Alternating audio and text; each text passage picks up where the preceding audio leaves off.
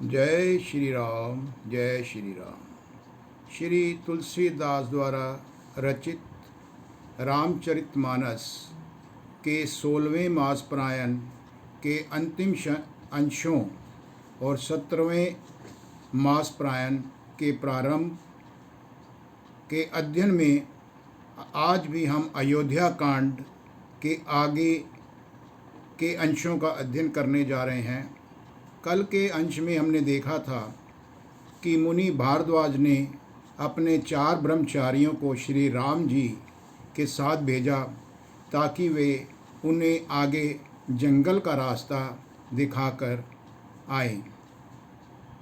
वो चारों ब्रह्मचारियों ने श्री रामचंद्र जी को वन में छोड़कर वापसी आ गए और इस प्रकार आगे जब चलते हुए श्री रामचंद्र, श्री लक्ष्मण जी और श्री सिया जी को महर्षि वाल्मीकि का मिलना भी है। हम इस प्रसंग में राजा राम और महर्षि वाल्मीकि जी के बीच के संवाद का अध्ययन हम करेंगे। आओ हम शुरू करें अयोध्या कांड। जय श्री राम, जय श्री राम।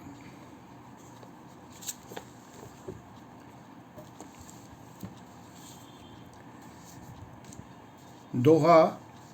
तब रघुबीर अनेक विधि सखही सिखावनु दीन, राम रजा यसु शीस धरी भवन गवनु तेहि कीन। तब श्री रामचंद्र जी ने सखा निषादगु को अनेकों तरह से समझाया और उन्हें घर लौट जाने के लिए कहा। श्री रामचंद्र जी की आज्ञा को सिर चढ़ाकर और अपना माथा टेकते हुए उन्होंने अपने घर का गमन किया।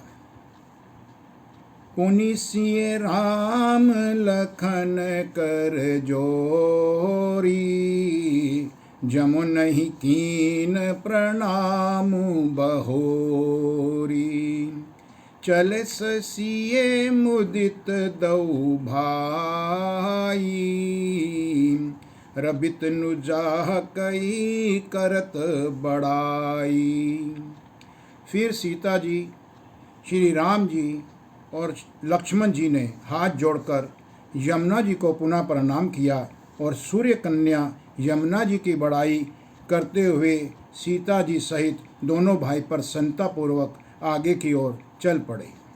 पथिक अनेक मिलहि मग जाता, कहीं सब प्रेम देखी दऊ भ्राता। राज लखन सब अंग तुम्हारे, देखी सोचो अति हृदय हमारे। रास्ते में जाते हुए उन्हें अनेकों यात्री मिलते हैं। वे दोनों भाइयों को देखकर उनसे प्रेम पूर्वक कहते हैं कि तुम्हारे सब अंगों में राज चिन्ह देखकर हमारे हृदय में बड़ा ही सोच विचार आता है। मार्ग चलहूँ पया देहि पाए, ज्योतिषु झूठ हमारे भाई। अगमु पंथु गिरी कानन भारी, तेहि मैं साथ नारी सुकुमारी। ऐसे राज चिन्हों के होते हुए भी तुम लोग रास्ते में पैदल ही चले जा रहे हो। इससे हमारी समझ में आता है कि ज्योतिषी शास्त्र झूठा ही है। भारी जंगल और बड़े बड़े पहाड़ों का दुर्गम रास्ता है। इस पर तुम्हारे साथ एक सुकुमारी स्त्री भी है। करी के हरि बन जाई न जोई, हम संग चलहि जो आयसु होई। जाब जहाँ लगी तह पहुँचाई, फिर बहोरी तुम ही सिरु नाई। हाथी और सिंहों से भरा यह भयानक वन देखा तक नहीं जाता है। यदि आज्ञा हो तो हम साथ चलें। आप जहाँ तक जाएंगे वहाँ तक हम आपको पहुँचाकर फिर आपको प्रणाम करके लौट आवेंगे। दोहा एहि विधि पूछहि प्रेम बस पुलक गात जलु नैन। कृपा सिंधु फेरहि तिन्हहि कही विनीत मृदु बैन। इस प्रकार वे यात्री प्रेम वश पुलकित शरीर हों और नेत्रों में प्रेम अश्रुओं का जल भरकर पूछते हैं, किंतु कृपा के समुद्र श्री रामचंद्र जी कोमल विनय युक्त वचन कहकर उन्हें लौटा देते हैं। जेहपुर गांव बसहि मग माही तिन्हहि नाग सुर नगर सिंहाही। केहि सुकृति केहि धरि बसाए धन्य पुण्यमय परम सुहाए। जो गांव और पूर्वे रास्ते में बसे हैं, नागों और देवताओं के नगर उनको देखकर प्रशंसा पूर्वक ईर्ष्या करते हुए ललचाते हुए कहते हैं कि किस पुण्यवान ने किस शुभ घड़ी में इनको बसाया था, जो आज ये इतने धन्य और पुण्यमय तथा परम सुंदर हो रहे हैं। जह जह राम चरण चली जाही तिन समान अमरावती नाही। पुण्य पुंज मग निकट निवासी तिन्हहि सराहहि सुरपुर बासी। जहाँ जहाँ श्री रामचंद्र जी के चरण चले जाते हैं उनके समान इंद्र की पूरी अमरावती भी नहीं है। रास्ते के समीप बसने वाले भी बड़े पुण्य आत्मा हैं। स्वर्ग में रहने वाले देवता भी उनकी सराहना कर रहे हैं। जे भरी नयन बिलो कहीं राम ही सीता लखन सहित घन सयामही। जे सरित राम अवगाही तिन्हि देव सरित सराही।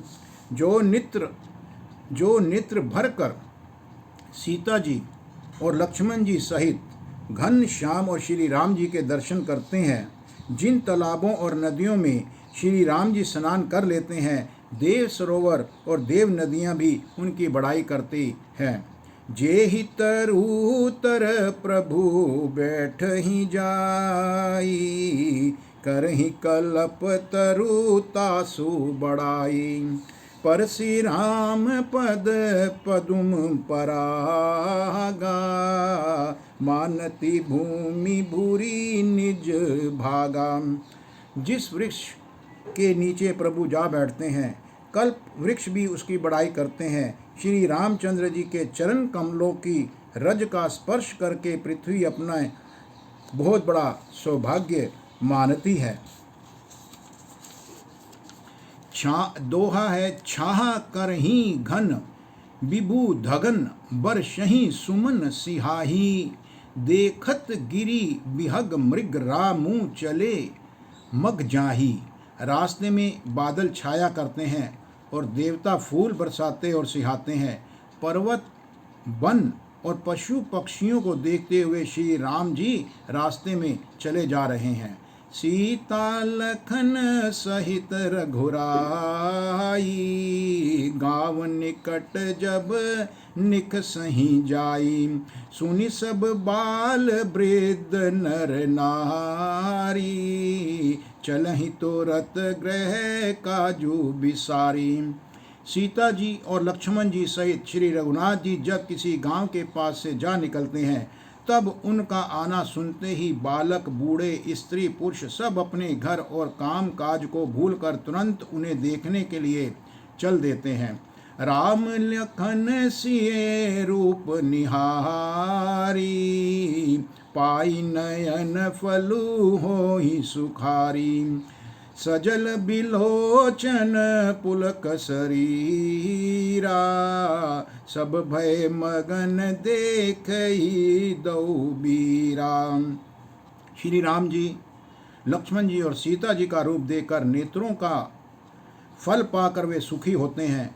दोनों भाइयों को देखकर सब प्रेम आनंद में मग्न हो रहे हैं। उनके नेत्रों में जल भर आता है और शरीर उनको देखकर पुलकित होने लगता है। बरनी न जाई दशा तिन केरी, लही जनु रंकन सुरमणि ढेरी। एकन एक बोली सिख देही, लोचन लाहु लेहु छन एही। उनकी दशा वर्णन नहीं की जाती है, मानो दरिद्र ने चिंतामणि की ढेरी पाली हो। वे एक एक को पुकार कर सीख देते हैं कि इसी क्षण नेत्रों का लाभ ले लो और श्री रामचंद्र, लक्ष्मण जी और सीता जी का दर्शन कर लो।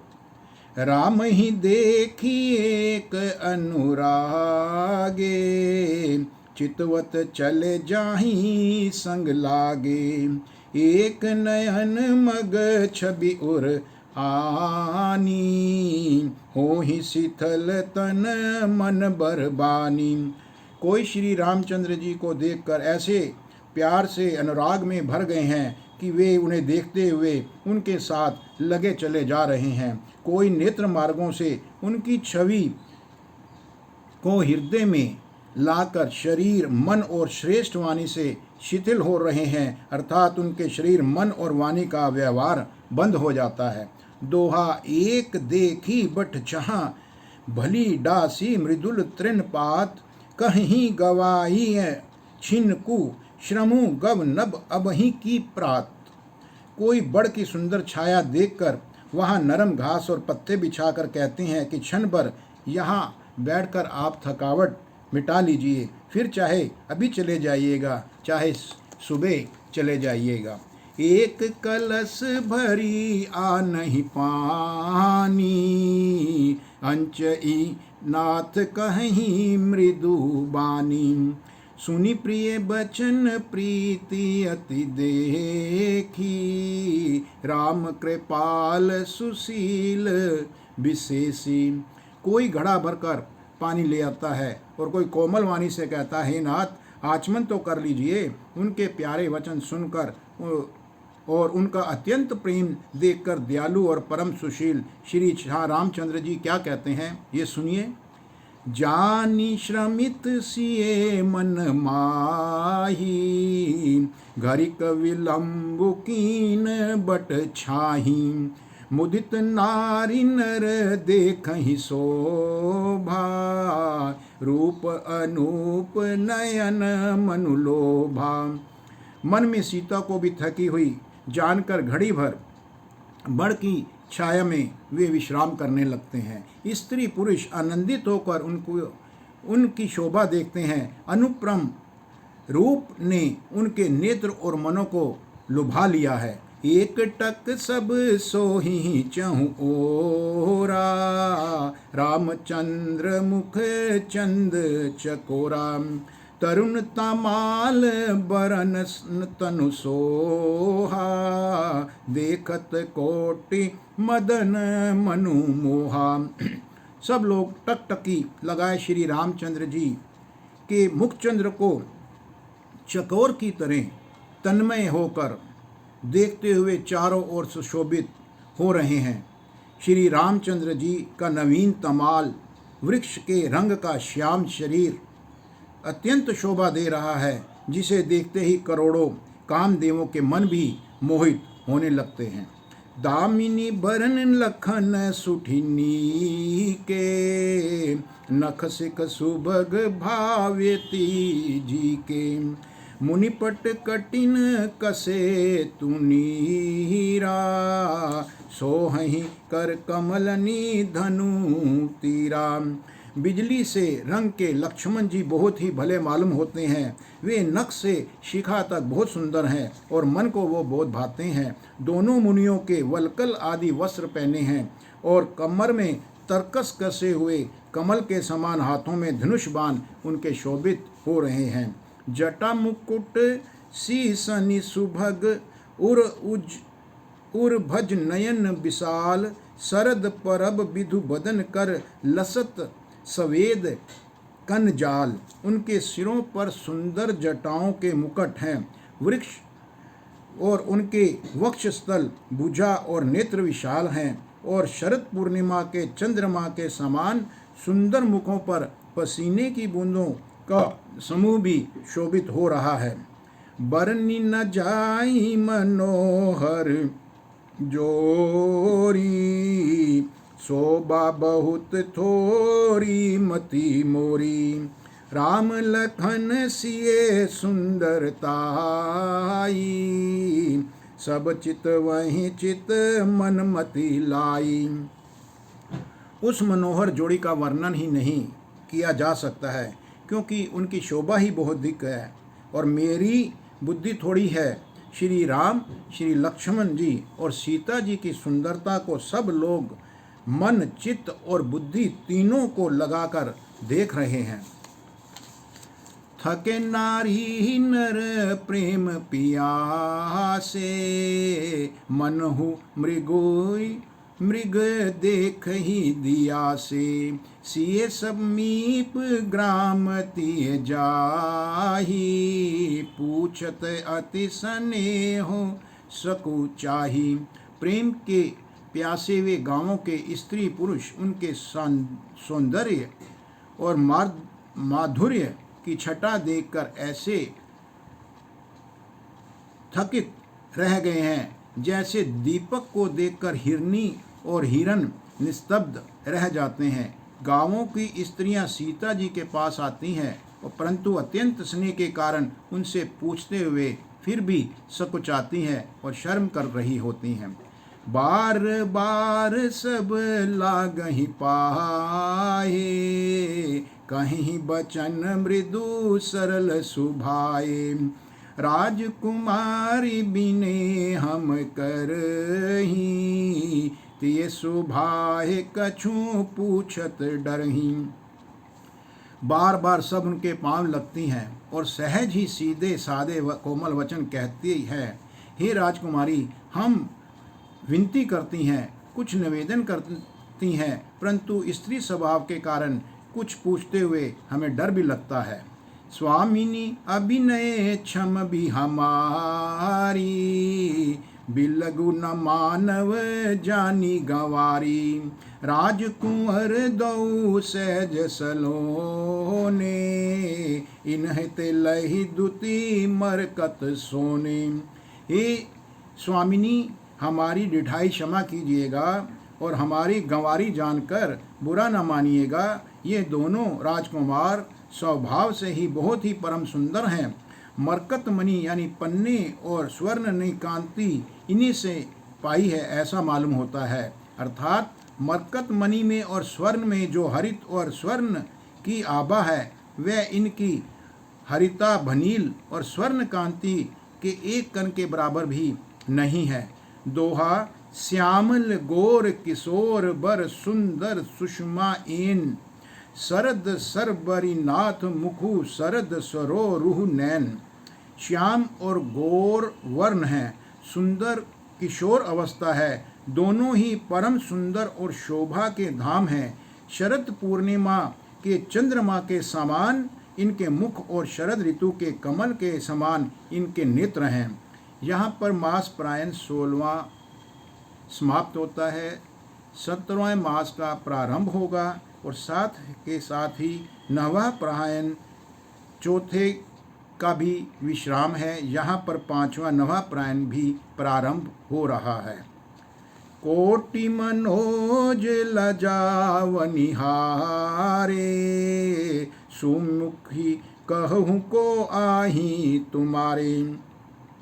सुनी स्नेह में मंजुल बानी, सकुचि सिए मन महु मुसुकानी। हे सुमुखी, कहो तो अपनी सुंदरता से करोड़ों काम देवों को लजाने वाले ये तुम्हारे कौन हैं। उनकी ऐसी प्रेममयी सुंदर वाणी सुनकर सीता जी भी सकुचा जाती हैं और मन ही मन मुस्कराने लगती हैं। तिन्हि बिलोकी बिलोकति धरनी, दुहु सकोच सकुचती बर बरनी, सकुचि सप्रेम बाल मृग नयनी, बोली मधुर वचन पिक बयनी। उत्तम गौर वर्ण वाली सीता जी उनको देखकर संकोचवश पृथ्वी की ओर देखती है। वे दोनों ओर के संकोच से संकुचा रही है, अर्थात ना बताने में ग्राम की स्त्रियों को दुख होने का संकोच है और बताने में लज्जा स्वरूप उनको संकोच हो रहा है। हिरण के बच्चे के सदृश नेत्र वाली और कोकिल की सी वाणी वाली सीता जी सकुचाकर प्रेम सहित अपनी मधुर वचन में बोली, सहज सुभाए सुभगतन गोरे, नाम लखुन लघु देवर मोरे, बहुरी बदनु विधु अंचल ढाकी, पियतन चित ही भों करी बांकी। ये जो सहज स्वभाव सुंदर और गोरे शरीर के हैं उनका नाम लक्ष्मण है। ये मेरे छोटे देवर हैं। फिर सीता जी ने लज्जावश अपने चंद्रमुख को आंचल से ढककर और प्रियतम श्री राम जी की ओर निहार कर कहा, खंजन मंजू तिरछे नयननी, निज पति कहे हूँ तिन्ही सिए शयननी, भई मुदित सब ग्राम भधूटी, रंकन राहे राशि जनु लूटी। खंजन पक्षी के ऐसे सुंदर नेत्रों को तिरछा करके सीता जी ने इशारे से उन्हें कहा कि ये श्री रामचंद्र जी मेरे पति हैं। ये जानकर गांव की सब युवतियाँ स्त्रियाँ इस प्रकार आनंदित हुई मानो कंगालों ने धन की राशि लूट ली हो। दोहा अति सब प्रेम सिए पाए, परी बहु विधि देही असीस, सदा सुहागिनी होहु तुम जब लगी मही अही शीस। वे अत्यंत प्रेम से सीता जी के पैरों पड़कर बहुत प्रकार से उन्हें आशीष देती हैं, शुभ कामना करती हैं कि जब तक शेष जी के सिर पर पृथ्वी रहे तब तक तुम सदा सुहागिनी बनी रहो। पार्वती सम पति प्रिय हो, दे बिना हम पर छाड़ब छोहू, पुनि पुनि बिन ही करई कर जोरी, जो अहि मार्ग फिरिए बहोरी। और पार्वती जी के समान अपने पति की प्यारी रहो। हे देवी, हम पर कृपा न छोड़ना, अपनी कृपा बनाए रखना। हम बार बार हाथ जोड़कर विनती करती हैं कि जिससे आप फिर इसी रास्ते ही लौट कर आएं। दर्शनु देव जानी निज दासी, लखी सिए सब प्रेम पियासी, मधुर वचन कही कही परितोषी, जनु कुमंदिनी को मुंदी पोषी। और हमें अपनी दासी जानकर दर्शन देकर जाना। सीता जी ने उन सबको प्रेम की प्यासी देखा और मधुर वचन कह कहकर उनका भली भांति संतोष किया, मानो चांदनी ने कुमुदनियों को खिलाकर पुष्ट कर दिया हो।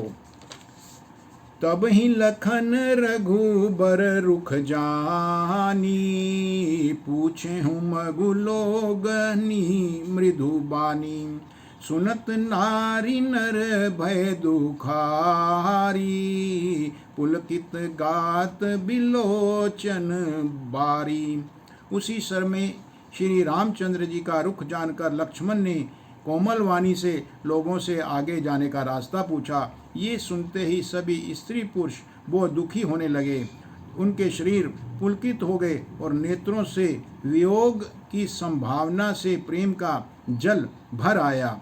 मीठा मोदू मन भय मलीने, विधि निधि दीन लेत जनु छीने, समुझ करम गति धीरज कीना, सोधि सुगम मगु तिन कही दीना।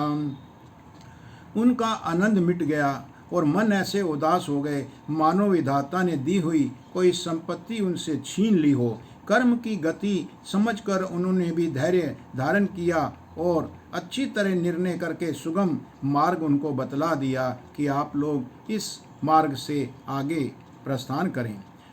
दोहा लखन जानकी सहित तब गवनु कीन रघुनाथ, फेरे सब प्रिय वचन कही लिए लाही मन साथ।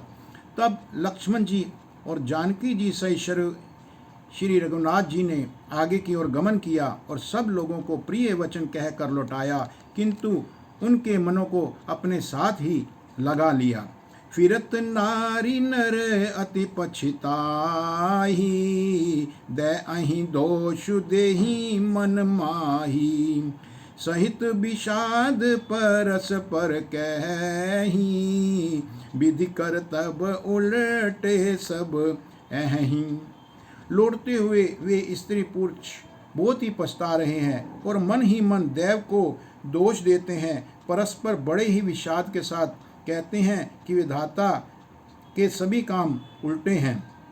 निपट निर्ह कुश कर निठुर निसंकु, जेहि शशि कीन सरुज सक लंकु। रुख कलप तरु सागर खारा, तेहि पठे बन राजकुमारा। ये विधाता बिल्कुल निर्कुंश, स्वतंत्र, निर्दयी और निडर हैं। जिसने चंद्रमा को रोगी, घटने बढ़ने वाला और कलंकी बनाया है, कल्प वृक्ष को पेड़ और समुद्र को खारा बनाया है, उसी ने इन राजकुमारों को वन में भेज दिया है।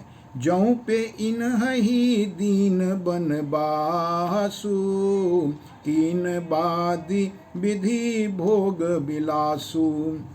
ए बिच रही मग बिनु पद त्राना, रच बादी विधि बाहन नाना। अब विधाता ने इनको वनवास दे दिया है, तब उसने भोग विलास व्यर्थ ही बनाए हैं। जब ये बिना जूते के, बिना नंगे पैर ही रास्ते में चले जा रहे हैं, तब विधाता अनेकों वाहन जो उन्होंने बनाए हैं वे सब व्यर्थ ही हैं। ए महिम पर ही डासी कुश पाता, सुभग सेज कत सृजत विधाता। तरुबर बास इन्हि विधि दीना, धवल धाम रचि रचि श्रमु कीना। जब ये कुश और पत्ते बिछाकर जमीन पर ही पड़े रहते हैं, तब विधाता सुंदर सेज, पलंग और बिछोने किस लिए बनाता है। विधाता ने जब इनको बड़े बड़े पेड़ों के नीचे का निवास दिया है, तब उज्ज्वल महलों को बना बनाकर उसने व्यर्थ ही परिश्रम किया है। दोहा जऊं ए मुनि पट धर जटिल सुंदर सुठी सकुमार, विबद भांति भूषण बसन बादिए किए करतार। जो ये सुंदर और अत्यंत सुकुमार होकर मुनियों के वलकल वस्त्र पहनते हैं और जटा धारण करते हैं, तो फिर करतार यानी विधाता ने भांति भांति के गहने और कपड़े क्यों बनाए हैं। जऊं एक कंद मूल फल खाही, बादि सुधादि असन जग माही। एक कहीं ए सहज सुहाए, आप प्रगट भय विधि न बनाए। जो ये कंद फूल फल खाते हैं तो जगत में अमृत आदि भोजन व्यर्थ ही हैं। कोई एक कहता है कि वे स्वभाव से ही सुंदर हैं, इनका सौंदर्य माधुर्य नित्य और स्वाभाविक है, ये अपने आप प्रकट हुए हैं, ब्रह्मा के बनाए नहीं हैं। जह लगी वेद कहीं विधि करनी, श्रवण नयन मन गोचर बरनी। देखहु खोजी भुवन 10 चारी, कह अस पुरुष कहाँ असी नारी। हमारे कानों, नेत्रों और मन के द्वारा अनुभव में आने वाली विधाता की करनी को जहाँ तक वेदों ने वर्णन करके कहा है, वहाँ तक 14 लोकों में भी ढूंढ कर देख लो, ऐसे पुरुष और ऐसी स्त्रियां कहाँ हैं? कहीं भी नहीं है। इसी से सिद्ध होता है कि ये विधाता के 14 लोकों से अलग है और अपनी महिमा से ही आप निर्मित हुए हैं। इन्हीं देखी विधि मनु अनुरागा, पटतर जोग बनावे लागा। कीन बहुत श्रम एक न आए, तेहि ईर्षा बन आनी दुराए। इन्हें देखकर विधाता का मन अनुरुक्त हो गया, तब भी वह भी इन्हीं की उपमा के योग्य दूसरे स्त्री पुरुष बनाने लगा। उसने बहुत परिश्रम किया, परंतु कोई उसकी अटकल में ही नहीं आए, पूरे नहीं उतरे हैं। इसी ईर्ष्या के मारे उसने इनको जंगल में लाकर छिपा दिया है। एक कहीं हम बहुत न जानहीं, आपु ही परम धन्य करी मानहीं। ते पुनि पुण्य पुंज हम लेखे, जे देखहीं देखहीं जिन देखे। कोई एक उनमें से कहता है, हम बहुत कुछ नहीं जानते हैं, हाँ अपने को परम धन्य हम अवश्य मानते हैं, जो कि हमने इनके दर्शन कर लिए हैं, और हमारी समझ में भी वे बड़े पुण्यवान हैं जिन्होंने इनको देखा है, जो देख रहे हैं और जो आगे इनको देखेंगे। दोहा यही विधि कही कही, बचन प्रिय ले ही नयन भरी नीर। किमी चल हही मार्ग अगम सुठी सुकुमार शरीर। इस प्रकार प्रिय वचन कहकर सब नेत्रों में प्रेम अश्रुओं का जल भर लेते हैं और कहते हैं कि ये अत्यंत सुकुमार शरीर वाले दुर्गम कठिन मार्ग में कैसे चलेंगे। नारी स्नेह बिकल बस होही, चकहि सांझ समय जनु सोही।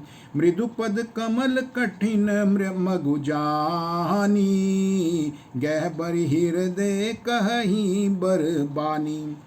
स्नेह वश स्त्रियां विकल हो जाती हैं, मानो संध्या के समय चकवी भावियों की पीड़ा से सोह रही हो, दुख पा रही हो।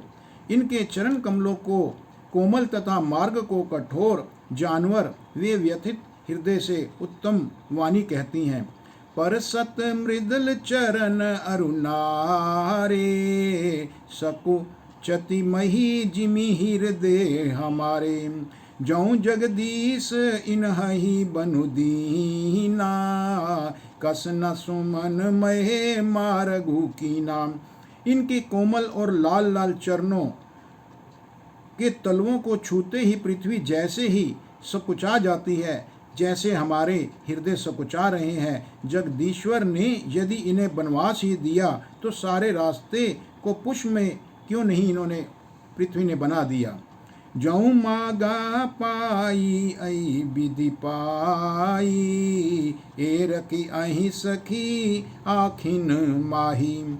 जे नर नारी ना अवसर पाए, तिन सियो राम ना देखन पाए। यदि ब्रह्मा से मांग मिले तो हे सखी, हम तो उनसे ये मांगेंगे कि इन्हें अपनी आँखों में ही रखें। जो स्त्री पुरुष इस अवसर पर नहीं आए, वे श्री सीताराम जी को नहीं देख सके। सुनि स्वरूप बूझही अकुलाई, अब लगी गए कहाँ लगी भाई। समरथ धाई बिलो कहीं जाई, प्रमुदित फिर ही जन्म फलू पाई। उनके सौंदर्य को देखकर सुनकर वे व्याकुल होकर पूछते हैं कि भाई कब तक, वे कहाँ तक गए होंगे। और जो समर्थ हैं वो दौड़ते हुए जाकर उनके दर्शन कर लेते हैं और जन्म का परम फल पाकर विशेष आनंदित होकर लौटते हैं। दोहा अब ला बालक वृद्ध जन कर मी जहीं पछताही, हो ही प्रेम बस लोग इमी रामू जहाँ जह जाही। गर्भवती स्त्रियां, प्रसूता आदि अबला स्त्रियां, बच्चे और बूढ़े दर्शन न पाने से हाथ मलते और पछताते हैं। इस प्रकार जहाँ जहाँ श्री रामचंद्र जी जाते हैं वहाँ वहाँ लोग प्रेम के वश में उनके हो जाते हैं। गाँव गाँव अस होय आनंदु, देखी भानुकुल कैरव चंदू। जे कछु समाचार सुनी पावहीं, ते नृप रानहि दोषु लगावहीं। सूर्य कुल रूपी कुमुदनी प्रफुल्लित करने वाले चंद्रमा स्वरूप श्री रामचंद्र जी के दर्शन गांव गांव में ऐसा ही आनंद हो रहा है।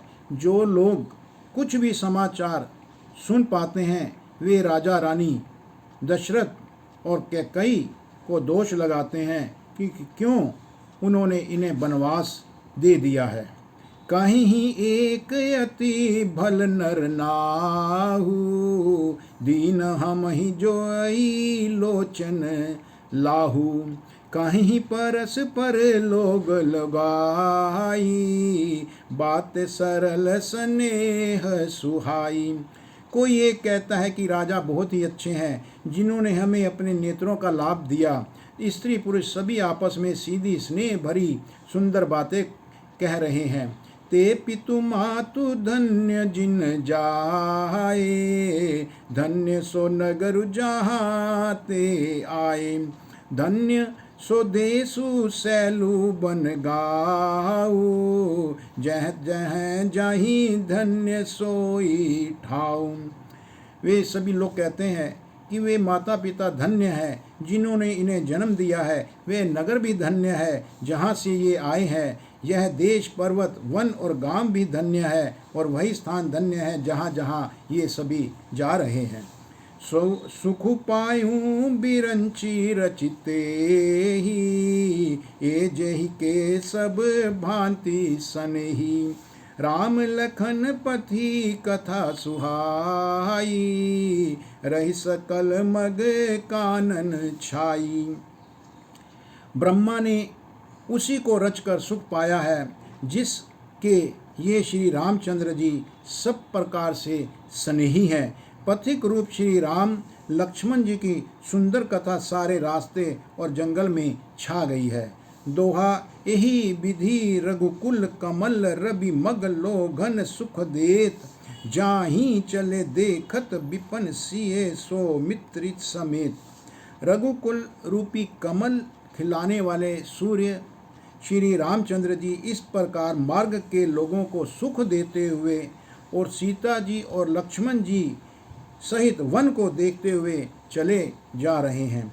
आगे रामू लखनू बने पाछे, तापस वेश विराजत काछे। उभय बीच सिए सोहति कैसे, ब्रह्म जीव बिच माया जैसे। आगे आगे श्री राम जी हैं, पीछे पीछे लक्ष्मण जी सुशोभित हैं और बीच में सीता जी चल रही हैं। तपस्वियों के वेश बनाए दोनों बड़ी ही शोभा पा रहे हैं। दोनों के बीच में सीता जी कैसे सुशोभित हो रही हैं जैसे ब्रह्म और जीव के बीच में कोई माया हो।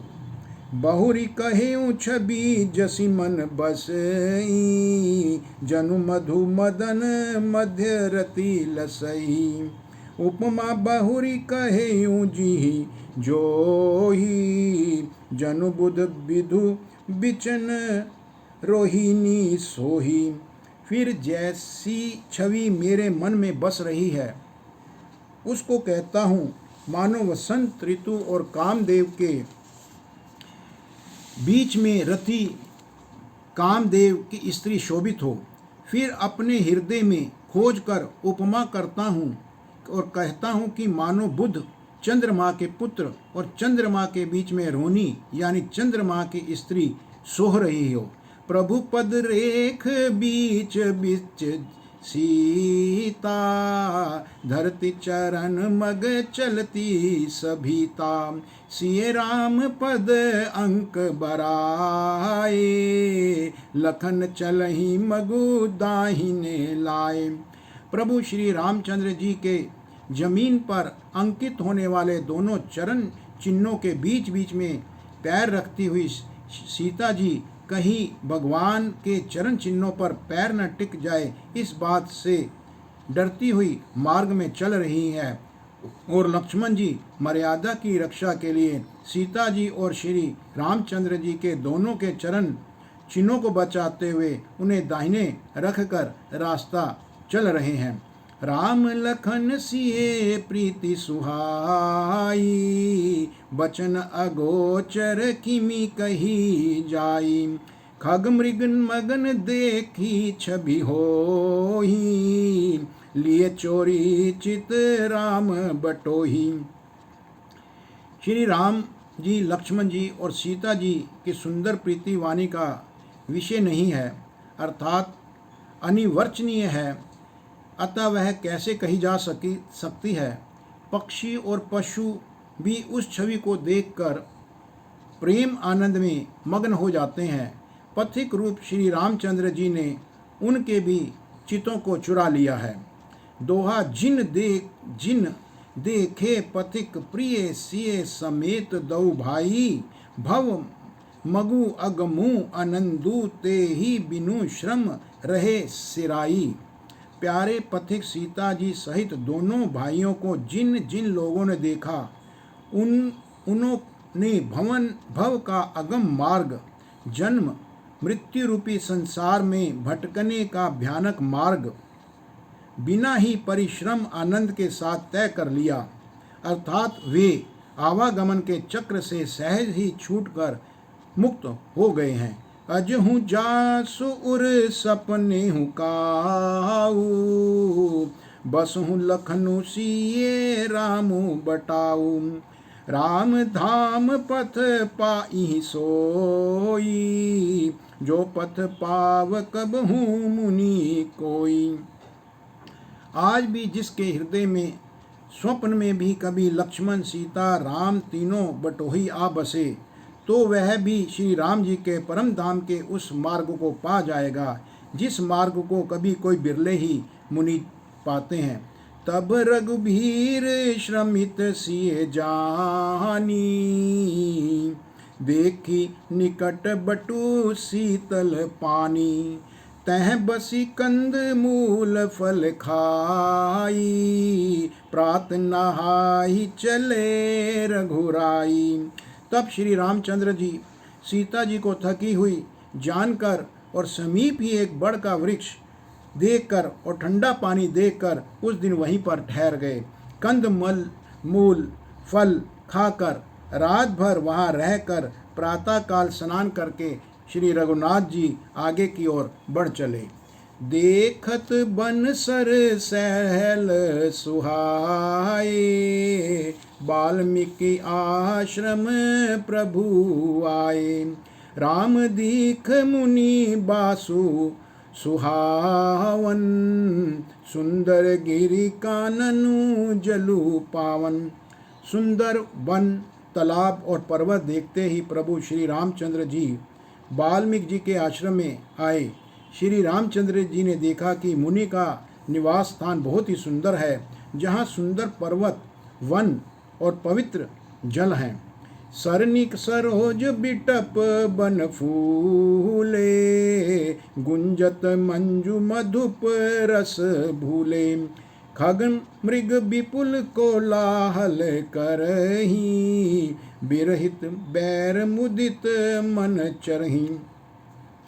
सरोवरों में कमल और वनों में वृक्ष फूल रहे हैं और मकरंद रस में मस्त हुए भंवरे वहाँ पर सुंदर गुंजार कर रहे हैं। बहुत से पक्षी और पशु वहाँ पर कोलाहल कर रहे हैं और वैर से रहित होकर प्रसन्न मन से वहाँ पर वे विचर रहे हैं। दोहा सुचि सुंदर आश्रमु निरखी हर्षे, राजीवनेन सुनी रघुबर आगमनु, मुनि आगे आयु लेन। पवित्र और सुंदर आश्रम को देखकर कमल नयन श्री रामचंद्र जी बहुत ही हर्षित हुए। रघुश्रेष्ठ राम जी का आगमन सुनकर मुनि वाल्मीकि जी उन्हें लेने के लिए आगे आए। मुनि कहूँ राम दंडवत कीना, आशीर्वादु विप्र बर दीनाम। देखी राम छवि नयन जुड़ाने, करि सन्मानु आश्रम ही आने। श्री रामचंद्र जी ने मुनि को दंडवत प्रणाम किया। विप्र श्रेष्ठ मुनि ने उन्हें ढेरों आशीर्वाद दिए। श्री रामचंद्र जी की छवि देखकर मुनि के नेत्रों में जल भर आया और वे शीतल हो गए।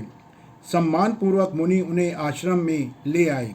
मुनि बर अतिथि प्राण प्रिय पाए, कंद मूल फल मधुर मगाए। सिए सुमित्री राम फल खाए, तब मुनि आश्रम दिए सुहाए। श्रेष्ठ मुनि वाल्मीकि जी ने प्राण प्रिय अतिथियों को पाकर उनके लिए मधुर कंद मूल और फल मंगवाए। श्री सीता जी, लक्ष्मण जी और श्री रामचंद्र जी ने फलों को खाया। तब मुनि ने उनको विश्राम करने के लिए सुंदर स्थान बतला दिया। वाल्मीकि मन आनंदु भारी, मंगल मूर्ति नयन निहारी। तब कर कमल जोरी रघुराई, बोले बचन श्रवण सुखदाई। मुनि श्री राम जी के पास बैठ गए और उनकी मंगल मूर्ति को नेत्रों से देखकर वाल्मीकि जी के मन में भी बड़ा भारी आनंद हो रहा है।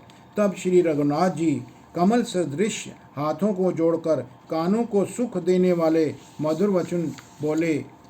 तुम तिकराल दर्शी मुनि घाथा, विश्व बदर जिमी तुमरे हाथा। अस कहीं प्रभु सब कथा बखानी, जेहि जेहि भांति दीन बनुरानी। हे मुनिनाथ, आप त्रिकालदर्शी हैं। संपूर्ण विश्व आपके लिए हथेली पर रखे हुए बेर के समान है। प्रभु श्री रामचंद्र जी ने ऐसा कहकर फिर जिस जिस प्रकार से रानी के कई ने वनवास दिया, वह सब कथा विस्तार से उन्हें कह सुनाई। तो यहाँ पर हम अपनी वाणी को विश्राम देते हैं। मुनि वाल्मीकि जी और श्री राम जी के बीच कल जो संवाद होगा उसका हम अध्ययन करेंगे। तब तक जय श्री राम, जय श्री राम।